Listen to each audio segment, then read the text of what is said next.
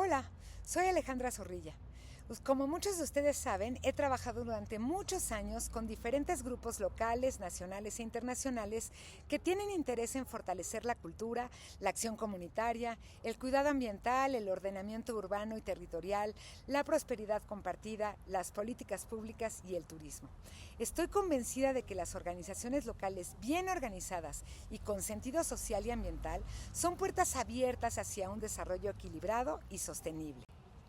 Lo que más me gusta del cambio de señal que ha dado el hablar de organizaciones de gestión de destinos en lugar de organizaciones turísticas o de promoción turística es que la gestión de destinos incluye la acción comunitaria en la atención y la conducción de visitantes y que no hay destinos competitivos si no se articulan todos los elementos que requiere la gestión de un territorio sostenible y saludable para hacer turismo. Entonces la gestión territorial o la gestión de un destino es mucho más amplia, pero mucho más sostenible y mucho mejor al hablar de destinos. Ya no podemos hablar solamente de promover el turismo, sino de tener mejores lugares para vivir y mejores lugares para visitar.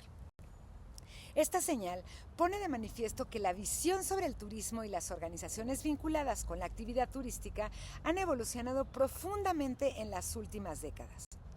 Durante gran parte del siglo XX, especialmente en regiones como América Latina y otras de estas del sur global que llama la ONU, las políticas turísticas estuvieron centradas en modelos extractivas que concebían el turismo más como una industria económica que como una herramienta de desarrollo social o cultural y estuvieron más bien desvinculadas del cuidado ambiental.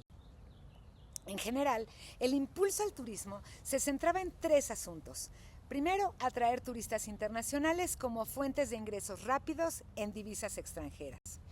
Además, privilegiar inversiones ligadas a grandes resorts, aerolíneas, cruceros, cadenas hoteleras y turoperadores que muchas veces, aunque no siempre, eran propiedad de los consorcios extranjeros, dueños de la sabiduría turística.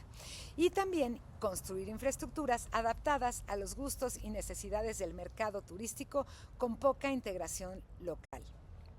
Esto permitió que muchos países, entre los que México destaca, cuenten con una infraestructura de base sólida, consolidada y competitiva, aunque también generó que los beneficios estuvieran concentrados en pocas manos, mientras que las comunidades locales quedaban relegadas o eran desplazadas y los ecosistemas sufrían fuertes deterioros. Por suerte para el mundo entero y para las comunidades turísticas que se encuentran cercanas a los territorios que reciben turistas, en las últimas décadas hemos visto surgir un cambio de paradigma. Entre los principales factores que han provocado la transformación de una visión netamente económica y mercantilista que promovía el impulso indiscriminado a atraer turistas en masas hacia una posición mucho más armoniosa y saludable, que destacan tres cuestiones clave que nos han llevado hoy hasta aquí. Primero, el reconocimiento de los impactos negativos del turismo. Luego, nuevas narrativas de desarrollo y calidad de vida y una mayor participación de los actores locales. Hoy nos queda claro que el turismo no es la panacea del desarrollo y reconocemos sus posibles impactos negativos en torno a la degradación de los ecosistemas, la inflación, el desvío de servicios públicos y la invasión de espacios para atender a los visitantes, que genera gentrificación o desplazamiento de las comunidades que habitan o habitaban en estos territorios. Por otra parte, estamos viendo consolidarse nuevas narrativas más holísticas e incluyentes como el desarrollo sostenible y regenerativo, que ya no solo contemplan el compromiso de conservar los recursos y los servicios ecosistémicos para el bienestar futuro, sino enfatizan en mejorar el futuro equilibrado de lo social, lo económico y lo ambiental, rescatando lo que ya deterioramos por falta de conciencia sistémica. El fortalecimiento de una cultura de respeto que valora la dignidad de las personas, incluyendo la colaboración y el entendimiento mutuo, que valora y reconoce que la identidad local, que antes era vista como recurso turístico vendible, es más bien un derecho inalienable, es otra cuestión fundamental en las nuevas tendencias de desarrollo turístico. El uso equitativo de los servicios ambientales para garantizar que todas las personas, sin distinción, tengan acceso a los beneficios que la naturaleza nos brinda, como el agua limpia, el aire puro, el paisaje, el disfrute de actividades recreativas y educativas en y con la naturaleza de manera justa y sostenible, es también muy importante. Pero por otro lado, la mayor participación de actores locales responde a una serie de factores estructurales, históricos y sociopolíticos, como el mayor acceso a la educación, la información, el adelgazamiento de los estados y el fortalecimiento de las identidades colectivas. En este contexto, las organizaciones comunitarias y cooperativas turísticas y redes locales diseñan su propia oferta turística y sus propias reglas, alineadas con su identidad y con sus aspiraciones. Y el turismo se va convirtiendo en una estrategia de desarrollo humano y territorial más que en un fin en sí mismo. Es una fórmula para el desarrollo sostenible. La idea de la redistribución de los beneficios del turismo ya no solo busca enriquecer a inversionistas locales o internacionales o como sea, sino se enfoca en mejorar los ecosistemas y la calidad de vida de las comunidades locales en el más amplio sentido de la palabra. Desde esta perspectiva, las personas y las comunidades pasamos de ser receptoras pasivas del bienestar a protagonistas de nuestro propio desarrollo. Desafortunadamente, la evolución de esta nueva visión no ha llegado a todos los sectores y aún muchas organizaciones de soporte e instituciones de gobiernos nacionales y de gobiernos locales también e internacionales, agencias de cooperación, por ejemplo, promueven prácticas, la verdad, obsoletas, orientadas solamente a atraer más turistas que gasten más sin considerar los costos ambientales y sociales que a veces generan esquemas deficitarios. Es decir, que invertimos más de lo que ganamos para conseguir estos recursos en términos de sociedad. Lo que a quienes trabajamos en pro del desarrollo integral de las comunidades y de la conservación de los ecosistemas a veces nos produce escalofríos, discúlpenme que los diga. Vamos a explorar los procesos de desarrollo y las características de las organizaciones comunitarias de gestión de destinos desde distintas perspectivas para comprender que cada caso es un caso en función de su área de influencia, de los motivos por los que se conformaron, de sus propósitos principales, sus formas de organizarse, gobernarse y establecer vínculos con otras organizaciones, además de su nivel de desarrollo. Por su área de influencia, las organizaciones de gestión de destinos suelen denominarse locales cuando su ámbito de actuación se acota a un pueblo o a una localidad específica. Las organizaciones municipales, departamentales, estatales o provinciales están circunscritas generalmente al territorio que tiene una delimitación político-administrativa. Las organizaciones regionales pueden tener competencias intermunicipales o interdepartamentales, incluso multipaís. Obviamente, las más acotadas suelen incluirse en las más amplias. Los comités temáticos agrupan distintos destinos o personas que comparten intereses y características comunes o una actividad que los agrupa en una temática particular. En todos los casos, la complejidad de cada organización depende tanto de la extensión y diversidad de su territorio como de la población que ahí habita y de sus interrelaciones con otras organizaciones. Esta clasificación reitera que un destino puede ser diferente en términos de delimitación y que el turismo es una red de redes, pero eso es otro tema que también puedes encontrar en otros videos y profundizar conmigo en otras temáticas. En cuanto a su conformación, llamaremos organizaciones espontáneas a aquellas que se conforman por una necesidad percibida por parte de alguno o varios de los miembros de una comunidad, que llevaron a un grupo de personas a organizarse para combinar sus esfuerzos. He presenciado muchos casos en los que las organizaciones locales surgieron para participar en un evento de promoción con la idea de atraer más clientes para sus negocios o sus destinos. Entre ellas, he visto algunas transformarse con los nuevos vientos que dan cuenta de que el turismo tiene muchas más posibilidades que solamente atraer turistas. También conozco otros tantos casos en los que las organizaciones turísticas se conformaron para salvar un recurso local, desde un ecosistema deteriorado hasta un parque o una escultura que alguien había decidido destruir, y argumentando que el asunto podría tener o poner en riesgo a la actividad turística local, se pusieron a generar y a poner en marcha acciones conjuntas de rescate de estos bienes culturales o de estos bienes naturales.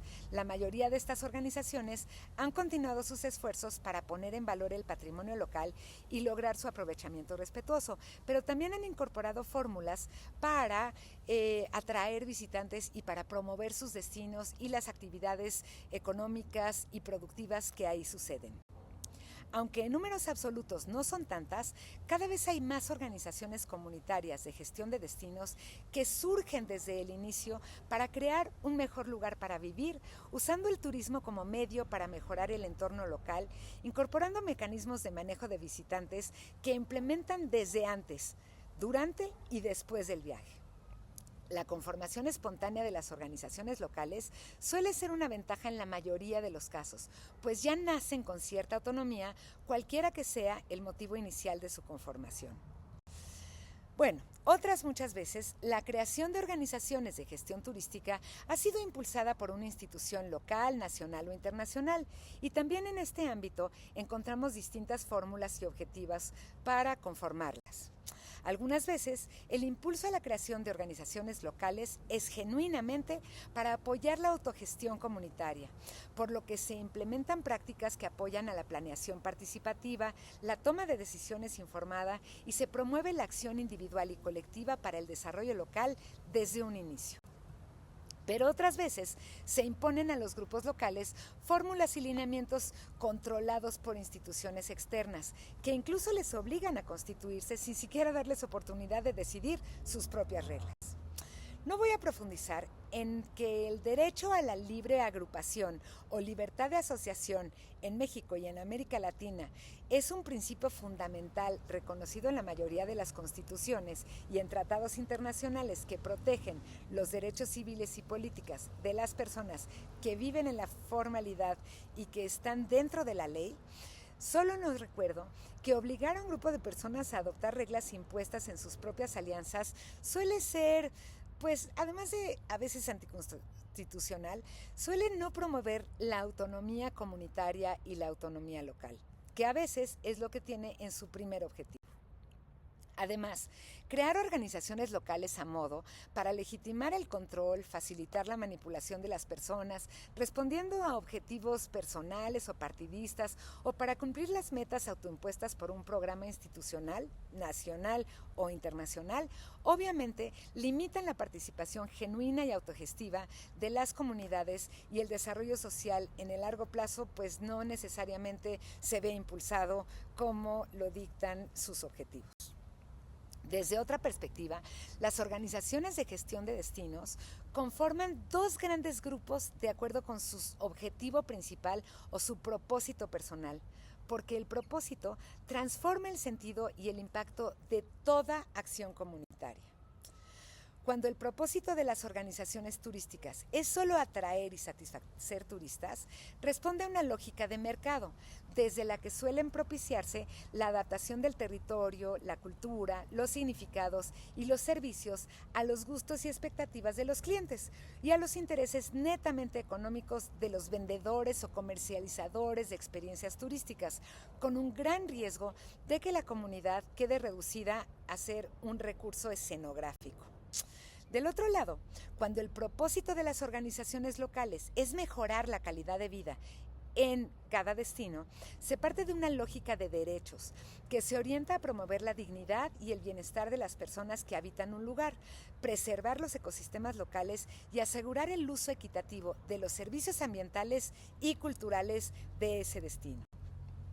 El uso equitativo de los servicios ambientales se refiere a la necesidad de garantizar que todas las personas, sin distinción, tengan acceso a los beneficios que la naturaleza nos brinda, como el agua limpia, el aire puro, el disfrute de actividades recreativas y educativas y con la naturaleza y en la naturaleza de manera justa y sostenible. La promoción de la cultura local busca provocar un diálogo en el que las personas que conforman una comunidad local comparten sus saberes y valores, se inspiran, inspirando entre sí una conexión auténtica desde sí, entre sí, consigo mismas y con la naturaleza y también con los visitantes. Otro factor a analizar es la forma en que las organizaciones de gestión de destinos se gobiernan. Sabemos que las realidades sociales y políticas son plásticas, controvertidas y cambiantes. En estos tiempos, que tanto las utopías de izquierda como las de derecha se han ido difuminando y el mundo está en búsqueda de nuevas fórmulas para equilibrar la participación social y la distribución del poder y la riqueza, cada organización de gestión de destinos afecta y es afectada por el entorno local. En algunos casos, las organizaciones de gestión de destinos emulan las fórmulas jerárquicas de los esquemas de poder autocráticos y no necesariamente son plurales o incluyentes. En otros casos, se manejan con un enfoque más amplio y flexible, buscando la participación activa de los diversos actores y sectores que influyen en el desarrollo integral de los territorios, que en turismo llamamos destinos, pero eso no les quita su carácter de territorio. Es entonces cuando las organizaciones son capaces de generar consensos y soluciones a conflictos a partir de mecanismos de negociación informada. La forma de funcionar de las organizaciones comunitarias suele parecerse a la forma de operar de las sociedades en que viven las personas que las conforman, porque pues la cultura local marca su comportamiento, su capacidad de exigir y su forma de organizarse. Hay muchas maneras de gobernar los distintos territorios y los distintos destinos a partir de una serie de condiciones internas y externas de cada destino. Así, en las sociedades que aún mantienen esquemas de gobierno y culturas más autocráticas, acostumbradas a una excesiva concentración del poder, pues las organizaciones de gestión de destinos tienden a ser autocráticas, mientras que en las más democráticas, pues son más incluyentes y más democráticas. En las sociedades transparentes, las organizaciones sociales, las organizaciones de gestión de destinos, suelen tener mecanismos de comunicación y de cuentadancia más claros y eficientes, aunque en las sociedades acostumbradas a la opacidad en la gestión de recursos y de información, pues suelen ser un poco menos clara y dar información más incompleta. Del otro lado, en la medida en que las organizaciones locales logran ser más plurales y transparentes, pueden influir en la conformación de una cultura política más incluyente y clara, mejorando las capacidades y los estilos de gobernanza de los territorios en los que operan. Todo esto, y como siempre, es viceversa. Entendamos a las personas y organizaciones políticas como aquellas interesadas en los intereses públicos, quienes participan con su opinión, con su filosofía política, con su voz y con su voto para influir en las decisiones que afectan a los intereses públicos. Las organizaciones de gestión de destinos no están fuera de los destinos o de las comunidades con quienes trabajan, son parte del sistema en que viven, al que afectan y que les afecta. Entre los principales indicadores o factores que indican la madurez de las organizaciones de gestión de destinos, su nivel de desarrollo, están su capacidad de autogestión, su representatividad, los mecanismos y fórmulas de interlocución que han desarrollado y su habilidad de planear, priorizar y ejecutar proyectos de desarrollo local. Con todo eso, haber generado confianza pública. Por cierto, como les decía, todas las organizaciones son políticas y todas las organizaciones de gestión de destino inciden en cómo se desarrollan precisamente la confianza pública, las habilidades de planear, la negociación efectiva, la gobernanza corresponsable, la participación amplia e inclusiva y la capacidad de autogestión de cada comunidad donde están insertas estas organizaciones. La autonomía de una organización de gestión de destinos se relaciona, como casi todas, con su capacidad de conseguir y administrar recursos financieros, humanos, tecnológicos y materiales, así como con haber establecido reglas claras y no subordinadas, adoptadas por los miembros de la organización para actuar de manera solidaria, incluyente y sostenible para cumplir con los objetivos que se han planteado. En contrapartida, los principales factores que reducen la autonomía de las organizaciones están la cultura de dependencia, que hace que sus miembros estén más bien esperando que otra organización o institución les dote de recursos, les indique cómo llevar a cabo sus procesos o qué proyectos implementar. La falta de objetivos claros y alcanzables, con programas de trabajo creados en comunidad o instrumentos propios que permiten la sostenibilidad de las organizaciones, provocan que se acepten indiscriminadamente cualquier propuesta, cualquier apoyo, ya sea y son demasiado dependientes de organizaciones externas. Entonces, pues se dejan cooptar fácilmente o actúan por encargo de otros y luego, adivinen, se quejan. La participación amplia e inclusiva de los miembros de una comunidad es indispensable para lograr tanto la autogestión como la eficiencia de los procesos de una organización de gestión de destinos, pues permite establecer objetivos comunes, capitalizar esfuerzos y recursos, solucionar conflictos y además trabajar de forma armónica y enfocada. Cuando las organizaciones de gestión de destinos dejan fuera de su sistema a actores clave o incluso a la mayoría de las personas a quienes se quiere dirigir un esfuerzo, se corren riesgos en múltiples dimensiones. La inclusión de representantes de las pequeñísimas y microempresas relacionadas con la cadena de valor del turismo es indispensable para la consolidación de la representatividad de las organizaciones comunitarias. Ya sé que gobernanza corresponsable suena a pleonasmo, pero cada vez más la legitimidad de las organizaciones deriva de dar un paso más allá de tomar decisiones de manera participativa para crear compromisos compartidos y cumplir acuerdos en la acción, solucionando problemas y aprovechando las oportunidades que se encuentran en armonía, que se encuentran en grupo, que se encuentran en comunidad. Las organizaciones de gestión de destinos suelen ser modelos de cogestión en los que participan tanto instituciones de los gobiernos locales o nacionales, vinculados con temas relacionados con el desarrollo de los territorios, economía, cultura, medio ambiente, ordenamiento territorial, infraestructura, educación, etcétera, como del sector privado, tanto empresas grandes como pequeñas y micro, turísticas, culturales y otras vinculadas con la cadena de valor local, que pueden estar representadas por cámaras, por asociaciones, dependiendo del tamaño y la complejidad del destino.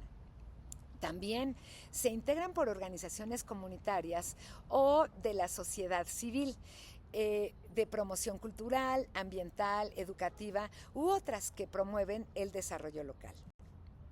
Un sistema de gobernanza bien enfocado se fortalece promoviendo la adopción de una visión común para un futuro compartido, siguiendo procesos claros, transparentes, justos e inclusivos, construyendo y manteniendo relaciones con todos los actores, formales e informales, que influyen en el desarrollo local, entregando resultados oportunos y efectivos, facilitando el acceso al conocimiento para fomentar la innovación, para estimular la creación de soluciones creativas y para distribuir funciones entre quienes participan en las organizaciones de gestión local. Échenle un ojo al curso de herramientas colaborativas para el cambio. Les va a encantar. Esas herramientas están diseñadas para provocar una actitud corresponsable, capaz de autoevaluarse, de administrar el cambio, de generar procesos de mejora continua y de fortalecer una cultura más democrática. Pueden utilizarse en organizaciones que se encuentran en los distintos momentos o niveles de desarrollo. Por lo pronto les voy a presentar muy brevemente lo que nosotros llamamos en IDD un grupo de activación para gestionar el cambio. Un grupo de activación se integra por personas cuyo liderazgo técnico, moral y operativo permiten convocar a los actores locales y establecer procesos de diálogo para diseñar estrategias, identificar temas de interés común, llegar a acuerdos y gestionar el cambio. Un grupo no es necesariamente la organización, sino un conjunto de personas dentro de la organización que se puede llamar comité, junta directiva, comisión, equipo de liderazgo, equipo de proyecto, como quiera. No importa el nombre, lo que importa es la forma de operar. Lo conveniente es que estos grupos estén conformados por personas abiertas, dispuestas a escuchar, a negociar, a trabajar por y con la comunidad. Le llamamos grupo de activación para no olvidar que su objetivo es activar, es poner en marcha procesos que funcionen para dinamizar la identidad comunitaria y para orientar el desarrollo de la propia organización y del destino. Cualquiera que haya tratado de gestionar la agenda de más de 3 personas sabe que un reto grandísimo implica negociación y cultura de respeto para poder tener eficiencia en cualquier organización o grupo de activación. El grupo será quien dé seguimiento a los acuerdos, buscando fórmulas que fortalezcan una cultura de respeto y corresponsabilidad, lo que implica distribuir funciones, asegurando que las personas responsables de cada asunto tengan lo necesario para cumplirlas, incluyendo el poder de tomar decisiones tácticas cuando sea necesario y cuando implique esos 15 segundos de los que nos habla Jan Carlson y yo les platico en los momentos del viaje. También este grupo será quien evalúe los resultados de las acciones individuales y colectivas para realizar los ajustes necesarios, negociando con la comunidad para lograr la consecución de los objetivos planteados y establecerá las pautas para la celebración de los logros, porque celebrar los logros es una especie del alimento del éxito. Esta cultura del logro es muy importante para lograr. ¿A poco no es divertido? He desagregado la capacidad de negociación de las organizaciones de gestión de destinos porque además de establecer mecanismos que permitan a los miembros de una organización comunicarse entre sí y ponerse de acuerdo, es fundamental comprender y diseñar estrategias de negociación efectivas para participar corresponsablemente con otras organizaciones de fomento que influyen también en el desarrollo de los destinos.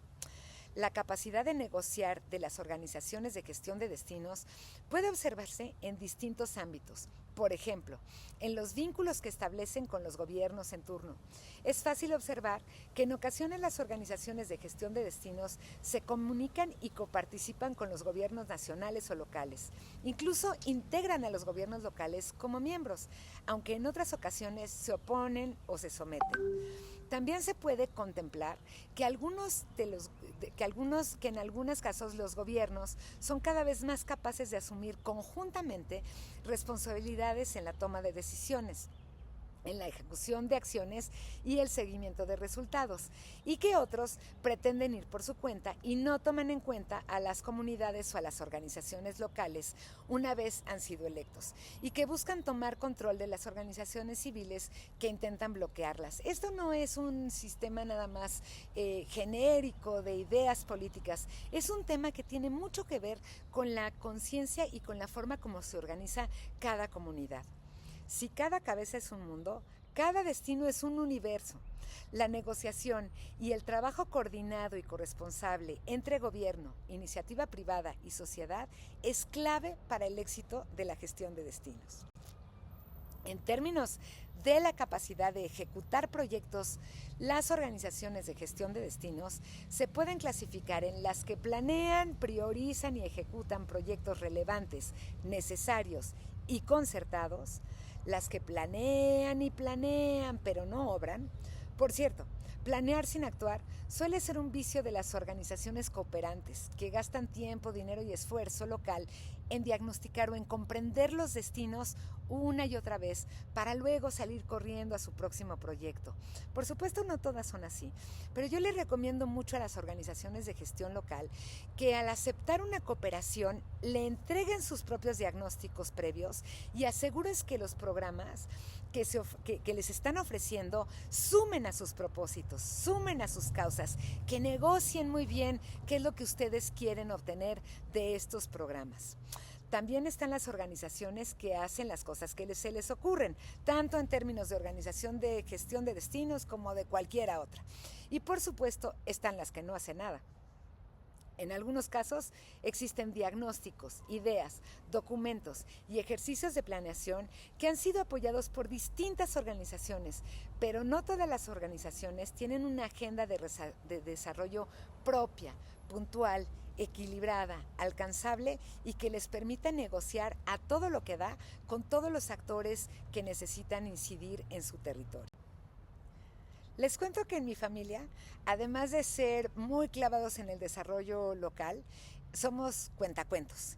Mi hijo Alejandro me contó hace poquito, o hace mucho tal vez, uno a veces ya no sabe cuándo es cuándo, este cuento en el que 4 individuos llamados todo el mundo, alguien, nadie y cualquiera, se reunían. Siempre que había un trabajo que hacer, todo el mundo estaba seguro de que alguien lo haría. Cualquiera podría haberlo hecho, pero nadie lo hizo. Alguien se puso nervioso porque todo el mundo tenía el deber de hacerlo. Al final, todo el mundo culpó a alguien cuando nadie hizo lo que cualquiera podría haber hecho. ¿No es buenísimo? Se me quedó súper grabada. Antes de planear proyectos, es indispensable que nosotros aprendamos a saber cómo funciona la organización y podamos asignar funciones a las distintas personas de acuerdo con sus habilidades, con sus capacidades y con las necesidades de la propia organización. Mi organigrama favorito es circular. Es una fórmula en la que las personas que ocupan cargos en áreas funcionales establecen y socializan protocolos y procedimientos para el funcionamiento ordenado y armónico del equipo que se complementan sin necesidad de buscar jerarquías lineales. Pueden incluso incluir algunos asuntos como administración, desarrollo humano, comunicación, imagen corporativa, tecnología, finanzas, compras, producción o desarrollo de productos, en fin, etc. Esta decisión dependerá de las necesidades específicas de cada organización que podrá ir adicionando funciones en la medida en la que sea necesario. En paralelo, puede haber personas o grupos específicos que sean responsables de uno o varios objetivos operativos, como la planeación y desarrollo organizacional misma. No olviden esta parte, porque a veces estamos siempre en la acción y no sabemos cómo desarrollarnos hacia adentro, y este desarrollo organizacional tiene que ir en paralelo con la actuación hacia afuera y la actuación hacia adentro. También es importante y algún objetivo puede ser el impulso a la infraestructura y equipamiento local, por ejemplo, la formación y sensibilización de los actores, la animación cultural y la gestión de eventos, la revitalización de los ecosistemas, la promoción y el mercadeo. Elijan muy bien cuáles son estas funciones primarias con las que ir construyendo o fortaleciendo sus organizaciones y teniendo estos logros, estos sentidos de logro de lo más importante que requiere un destino o un territorio.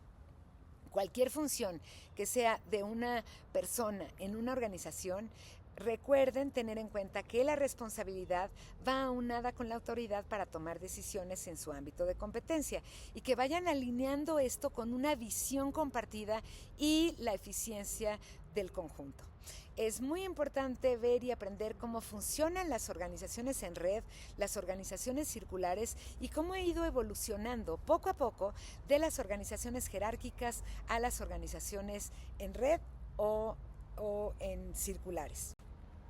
El reconocimiento de que tanto la competitividad como la sustentabilidad de los destinos depende en gran medida de la participación de múltiples actores en la forma como se gestionan y ponen en valor los recursos naturales y culturales, su capacidad de promover y distribuir los impactos positivos y controlar o minimizar los impactos negativos del turismo en los ecosistemas, la cultura, el desarrollo social y, por supuesto, la economía local, han ampliado las expectativas y objetivos de las organizaciones de gestión de destinos, que cada vez más buscan influir en el desarrollo integral de los territorios en los que se insertan. La confianza pública y la capacidad de una organización para incidir en el desarrollo sostenible de un destino están íntimamente relacionadas con todo lo anterior y se construye tanto con la realidad como con la percepción de la confianza, como con la percepción de lo que hemos hecho. Y por eso es tan importante este tema de los logros, de celebrar los logros, de compartir los logros. Realizar proyectos de alto impacto para el desarrollo de los destinos y difundir los logros de las organizaciones en cada oportunidad de forma tangible y creativa es uno de los principales motores de la confianza pública. Establecer mecanismos que permitan a los miembros de las organizaciones y en su caso a las organizaciones cooperantes o aliadas conocer la forma como fueron aplicados y administrados los recursos con que cuenta la organización es también un tema central. Además de establecer claramente las reglas y procedimientos de actuación, especialmente lo de la elegibilidad de las mesas directivas, los grupos de activación y seguirlos cuidadosamente. También los mecanismos de aplicación de recursos. Es bien importante establecer reglas claras pero flexibles. No se metan en algo que no les permita moverse porque el mundo cambia a toda velocidad y necesitamos tener flexibilidad, pero sean estrictos en cómo establecen protocolos que les permitan ser muy transparentes hacia afuera y ser como muy lógicos hacia adentro, que les den mucha seguridad hacia afuera y hacia adentro. La mayoría de los científicos sociales coinciden en que los modelos de cogestión han ido ganando terreno en la búsqueda de encontrar nuevos mecanismos para equilibrar la participación ciudadana y la redistribución de poder y de riqueza. Cogestión significa muchas personas, comunidad, cooperación para la gestión. Esto es lo que nos ayuda a consolidar modelos que permitan abordar los retos que ni los gobiernos, ni la iniciativa privada, ni el sector social o las comunidades podríamos resolver cada uno desde su trinchera, por sí mismos. Necesitamos la convergencia de todos para poder, desarrollar aquellas cosas que nos han costado trabajo, que son más complejas, sobre todo en el ámbito de desarrollo territorial. Si participas en una organización de gestión de destinos, pregúntate, ¿dónde están los puntos más fuertes o débiles? En la capacidad de gestión, en la representatividad, en los mecanismos de interlocución o de negociación, en la transparencia, en la habilidad de planear, priorizar y ejecutar proyectos de desarrollo local o en el ámbito de la confianza pública. Todos ellos te van a llevar al mismo lugar, pero siempre tenemos uno u otro lugar desde donde incidir en mejorar las organizaciones y desde donde apalancar esta gestión comunitaria, esta gestión de destinos. Si fuera tu decisión crear una organización comunitaria de gestión de destinos, pregúntate, ¿quiénes participarían? ¿Qué haría cada quien? ¿Cómo se gobernaría? ¿Cuál sería el propósito de conformarla y su área de influencia? Yo recomiendo muchísimo a los grupos con los que trabajo hacer de vez en cuando estos ejercicios que se llaman de hoja en blanco, donde nos imaginamos que no existe la organización y que la volvemos a inventar, que la reinventamos en un taller participativo, en una asamblea, en un momento dado, y entonces podemos ver muchas cosas que no vemos en la inercia, en el todos los días de la organización. Nos vamos perdiendo, vamos ajustando, entonces de vez en cuando hay que regresar al origen y volver a planear nuestras organizaciones desde cero para comparar cómo han sido funcionando y cómo tendrán que adaptarse a las nuevas condiciones de los destinos. Definitivamente, la gestión de destinos es un ámbito que requiere la participación de muchos actores, de diferentes ámbitos y competencias. Por eso, es un pretexto ideal para generar modelos participativos y corresponsables que transforman la manera en que vivimos, nos organizamos y nos gobernamos. Otra vez, ya saben que desde mi punto de vista, el turismo no es un fin en sí mismo, es una estrategia de desarrollo local, de desarrollo territorial, es un pretexto para convertirnos en un mejor lugar para vivir, viendo cómo gestionamos y conducimos a los propios visitantes y a todos estos lugares espectaculares que hay alrededor, desde otros ojos, desde nuestros propios ojos, para poderlos disfrutar en comunidad y para poderlos compartir con los visitantes y lograr que se porten bien. Bueno, pues mucho gusto en haber estado con ustedes. Nos vemos a la próxima. Va que va. Bye bye.